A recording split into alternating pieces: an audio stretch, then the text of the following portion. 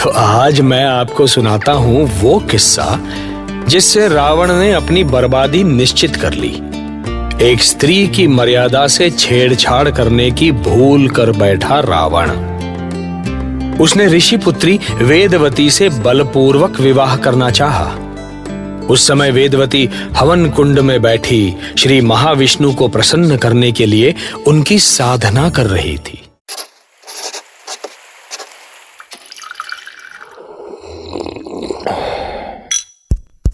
Fever Stories।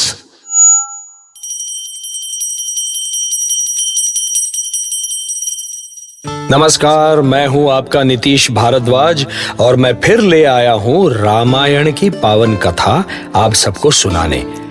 पिछली कड़ी में हम रावण के अत्याचारों से आपका परिचय करवा रहे थे। अब जब कांड बड़े होंगे तो परिचय छोटा कैसे हो सकता है। तो आज मैं आपको सुनाता हूं वो किस्सा जिससे रावण ने अपनी बर्बादी निश्चित कर ली। एक स्त्री की मर्यादा से छेड़छाड़ करने की भूल कर बैठा रावण। उसने ऋषि पुत्री वेदवती से बलपूर्वक विवाह करना चाहा। उस समय वेदवती हवन कुंड में बैठी श्री महाविष्णु को प्रसन्न करने के लिए उनकी साधना कर रही थी। ओम विष्णवे नमः स्वाहा। ओम विष्णवे नमः स्वाहा। ओम विष्णवे नमः स्वाहा। कैसा सुंदर रूप पाया है तुमने वेदवती। ओम विष्णवे। तुम्हारे इस रूप पर तो सिर्फ रावण का अधिकार होना चाहिए। विष्णवे नमः स्वाहा। सुंदरी कन्या, विष्णवे। तुम लंकापति दशानन रावण के रहते हुए भी उस तुच्छ विष्णु की साधना कर रही हो। ओम विष्णवे नमः कन्या, स्वाहा। तुम मेरी बात ना सुनकर मेरा अपमान कर रही हो। लंकेश को अपनी उपेक्षा स्वीकार नहीं। विष्णवे नमः। अब कर ले साधना, मैं इस हवन कुंड को ही नष्ट कर देता हूँ। किसने दुस्साहस किया मेरी साधना भंग करने का? मैंने, दिग्विजयी लंकापति रावण ने।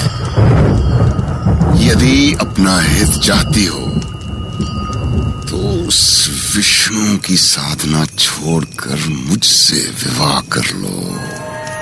मूर्ख, तुझे लज्जा नहीं आती ये बोलते हुए? तू अपनी बराबरी भगवान श्री हरि विष्णु से कर रहा है। तुझे पता है मैं उन्हें अपना पति मान चुकी हूँ। अरे, उस विष्णु में क्या ऐसा है जो तुम उससे विवाह करना चाहती हो पर मुझसे नहीं? मैं उससे भी अधिक शक्तिशाली हूँ। रावण, यदि अपना भला चाहता है तो यहाँ से चला जा। लगता है तुम्हें अपनी शक्ति दिखानी पड़ेगी। हट जा रावण, आगे मत बढ़ना। चला जा, छोड़ दे मुझे। दुष्ट रावण, मेरे साथ बल प्रयोग करके विवाह करने की तेरी इच्छा कभी पूरी नहीं होगी। इसलिए मैं अग्नि में जलकर अपना जीवन समाप्त कर रही हूँ। पर यदि मेरे तप में बल है तो मैं त्रेता युग में सीता के रूप में जन्म लूंगी और तेरे विनाश का कारण बनूंगी। तेरे विनाश का कारण बनूंगी।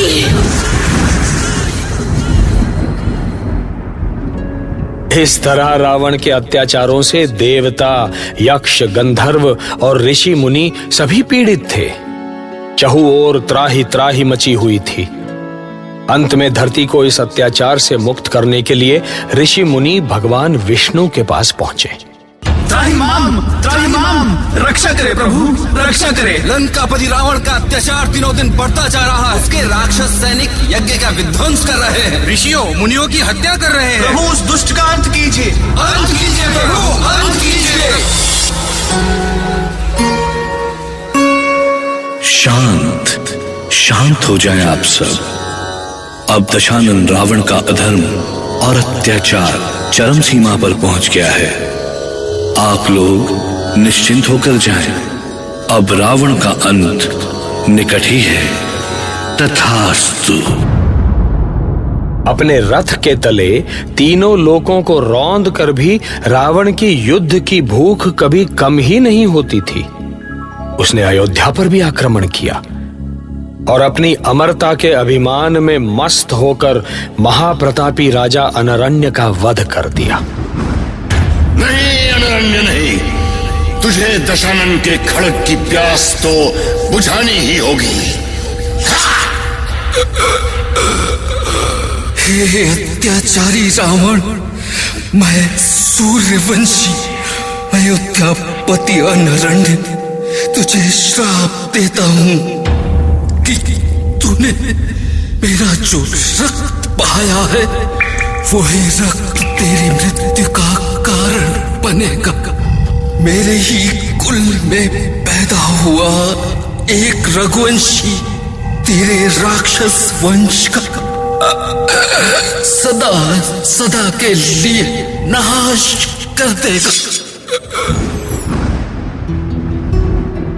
अनरण्य ने मरने से पहले रावण को श्राप दिया और ये श्राप ही रावण के अंत का कारण बना।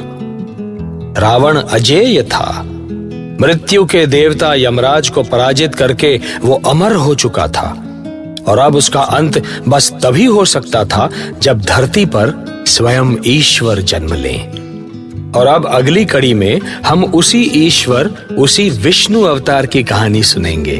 मैं आपका नीतीश भारद्वाज सुनाऊंगा ना।